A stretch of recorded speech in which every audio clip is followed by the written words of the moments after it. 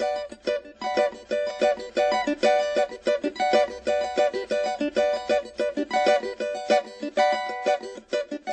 nome é Anne Caroline, eu estudo no Colégio Propedêutico e estou aqui para entrevistar o professor e artista plástico Florival Oliveira. Como o senhor descobriu que tinha dom para o mundo da arte? Isso acontece na minha tenra idade, né? Acredito com uns 3 anos de idade eu já despertava, já tinha assim um comportamento, uma atitude, né? De alguma coisa diferente nas relações com o espaço, com as coisas, né? O meu olhar, aquela de você observar e você querer experimentar, né? Então, essas coisas acontecem desde pequeno, né? E isso vem somando no tempo, né? Quer dizer, essa soma de aprendizado desabrocha em determinado momento.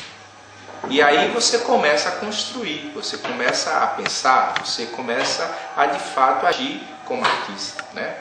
Então, o que eu digo para você é que essa realidade surge, né, em um determinado tempo, não há uma explicação, pode ser até genética isso, porque dentro da família existe várias pessoas que gostam da arte e que expressam como artista. Eu posso afirmar que como pai tenho essa pessoa que foi uma pessoa assim, que teve essa curiosidade, essa experiência, era uma artista de fato. Existem pontos negativos em relação ao mercado de trabalho? Para a arte existem 2 questões primordiais. Uma é a arte enquanto expressão, né, de uma referência cultural. A outra é a arte como mercado, né? Bom, o artista não tem um compromisso com o mercado. O artista ele tem um compromisso com a arte. Ele tem compromisso com aquilo que ele pensa, com aquilo que ele realiza. O mercado, ela surge, e não necessariamente ela surge, por acaso acontece, né? Quando alguém vê que o trabalho que você desenvolve é um trabalho que é do gosto de uma grande quantidade de pessoas e que o mercado diz, bom, eu vou investir no artista porque eu vendo aquele produto. E isso acontece não só com artes plásticas, acontece com a música, acontece com o teatro, acontece com o cinema, com as artes plásticas, com a literatura, né? O quanto é difícil vender um livro, o quanto é fácil vender um livro. Depende do leitor, depende da vontade dele, do entendimento, depende da formação, do referencial cultural, assim como o artista plástico, né?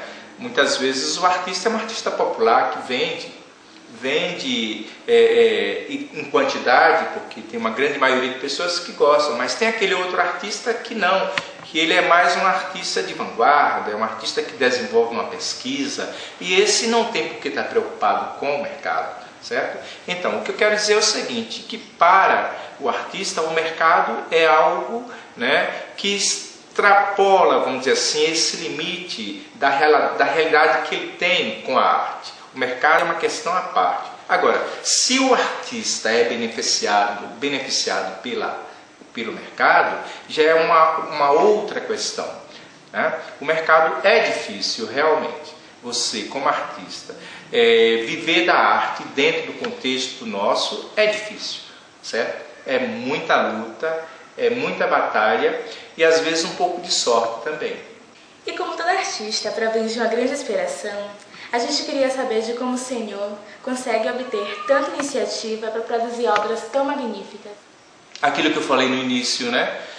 Que a gente vive um meio e que esse meio tem uma série de informações e que essas informações, ao serem despertadas, percebe-se o valor que tem e que é como se fossem as ferramentas de trabalho que você tem para, né? Então, o fato de eu ter estudado arte, né, de eu ter entrado numa escola, né, facilita, porque você passa a conhecer o universo da arte, a história da arte, a teoria da arte, toda a problemática da arte, todos os fundamentos da arte, né? Então, isso facilita e muito, porque no momento em que eu estou a construir um trabalho, eu não estou construindo simplesmente por construir, eu tenho que ter um referencial para que eu possa dotar ele de uma conceituação, entende? Então, eu vejo o meu trabalho hoje dentro de um referencial conceitual que seria um princípio do neoconstrutivo, vamos dizer assim. Né? Então, o que é o neoconstrutivo para que eu possa construir o meu trabalho? Lógico que de início você tem um apanhado de coisas, um universo imenso de coisas que você vomita, você bota para fora, através do desenho, através da pintura, através da gravura, através da escultura, através de todos os processos técnicos que existem. Né? A partir daí, há uma depuração e passa a existir, né, a construção de um pensamento plástico, a construção de um pensamento visual. Né? E isso depois, né, que você descarrega toda aquela gama de informações que você acumula. Então, é quando você começa a lapidar, quando você entra no processo de amadurecimento, quando você passa a ter condições de fato de realizar sem muito ter que pensar, porque o pensamento já é aquilo que você retira do trabalho que você realiza. Então o trabalho obriga você a pensar, não é você que pensa o trabalho, é o trabalho que faz você pensar. Então a primeira ação que eu tenho com um objeto, certo? Determino ele para começar o trabalho. Nesse momento ele passa a dizer para você o que é que você tem que fazer com ele. Entendeu? Tipo assim, eu tenho uma meia-lua, que é uma espiral. Então, eu tenho uma meia-lua e através da leitura que eu faço dessa peça que é uma meia-lua, eu vou construir a arte. Então, esse referencial está dentro de uma realidade que é sígnica, que é simbólica, que é conceitual, que é lúdica e que tem a ver com o meio de onde você sai, de onde você se forma, de onde você adquire como base de formação da sua vida, da sua existência. Né?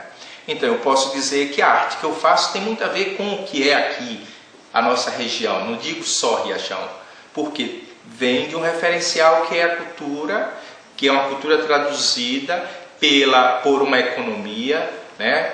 Por uma referência que é cultural, né?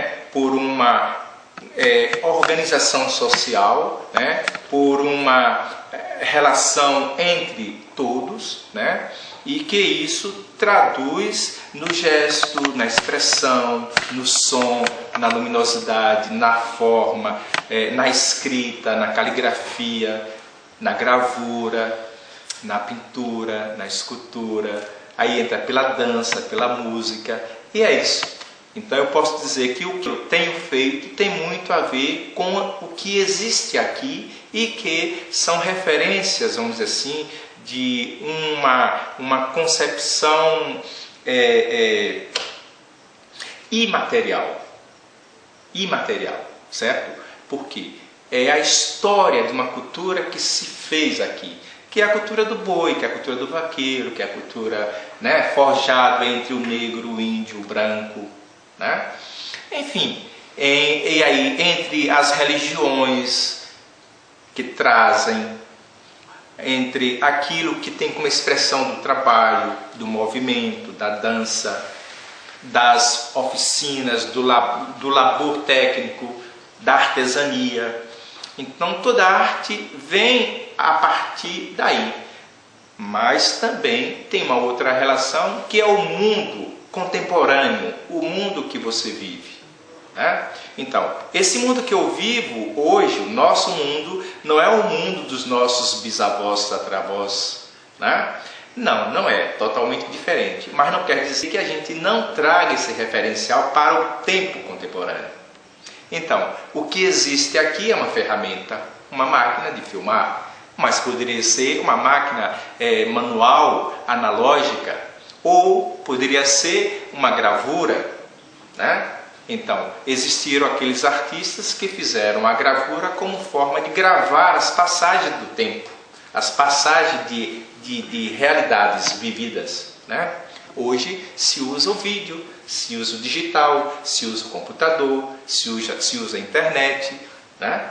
Enfim, o analógico já está dentro de uma realidade que é a modernidade. Nós estamos dentro de um contexto de contemporaneidade, né? Onde tem como princípio